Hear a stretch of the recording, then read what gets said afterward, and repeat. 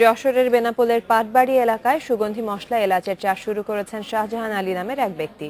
তার ৩৩% বাগানে ফলন আসে ২ বছরের মাথায়। তবে এবার ফলন হয়েছে আরও ভালো, আর চলতি বছরেই ৩ বছরের খরচ উঠে যাবে বলে আশা করছেন তিনি। শাহজাহান জানান, এক একটি গাছে ফলন ধরে ১৭ থেকে ১৮ বছর।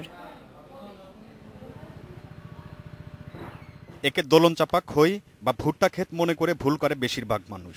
যখন জানতে পারে এটা এলাচের ক্ষেত, তখন অবাকই হতে হয়। এই দেশে যে সুগন্ধি এই মশলা চাষ হতে পারে, এমন তথ্যই বা জানে কজন। জানা ছিল না এই বাগানের মালিক শাহজাহান আলীরও। বছর চারেক আগে ইন্টারনেটের নানা পেজ ঘাঁটতে গিয়ে চোখে পড়ে তার এলাচ বাগান।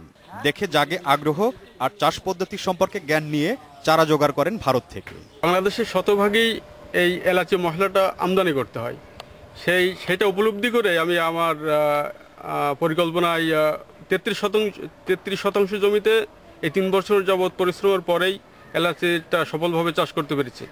এই গাছে ফলন আসে ২ বছরের মাথায়। প্রথমবার ফলন তোলেননি সেভাবে।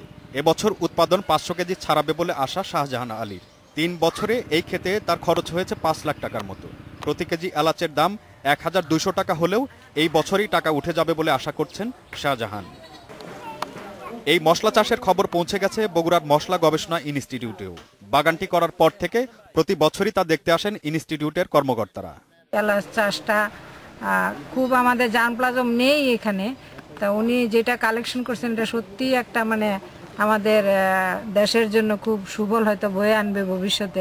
মশলাটির চাষ ছড়িয়ে দিতে চারা বিক্রির জন্য অনুরোধও করেছেন মশলা গবেষণা ইনস্টিটিউটের পরিচালক। এই আহ্বানে সাড়া দিয়ে শাহজাহান জানিয়েছেন, চলতি বছর থেকে এই কাজ শুরু করবেন তিনি। চারা বিক্রয়ের উদ্দেশ্যে যাতে বাংলাদেশের সমস্ত অঞ্চলেই এই চাষটা প্রসার ঘটে, এই উদ্যোগটা আমি নিয়েছি এবং চারা বিক্রয়ের সিদ্ধান্ত নিয়েছি। বিশ্বে ১৭ জাতের এলাচ পাওয়া গেলেও বাংলাদেশের সবুজ, কালো, নীল, সাদা ও বেগুনি সহ ১৩ জাতের এলাচ আমদানি করা হয়। এই এলাচ আসে যুক্তরাষ্ট্রের গুয়াতেমালা, চীন, জাপান, নেপাল ও ভিয়েতনাম থেকে। Independent news.